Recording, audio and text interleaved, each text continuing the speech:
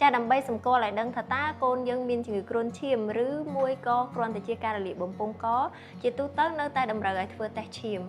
មានតែការធ្វើតេស្តឈាមមួយមុខទេដែលអាចបញ្ជាក់ឲ្យដឹងថាតើគាត់ពិតជាមានជំងឺគ្រុនឈាមឬមួយក៏មានជំងឺអីផ្សេង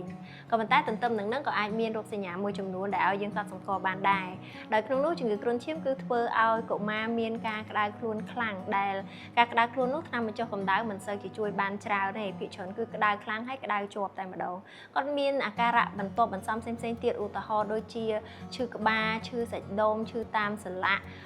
ឈឺក្រោយភ្នែកហើយលើសពីនឹងទៀតអាចមានឡើងជាកន្ទួលផ្សេងៗនៅលើស្បែកហើយក៏មានក្នុងករណីខ្លះប្រសិនបើមាន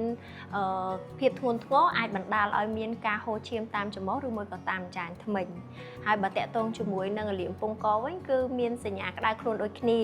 ក៏ប៉ុន្តែក្មេងនឹងត្អូញថាគាត់ឈឺក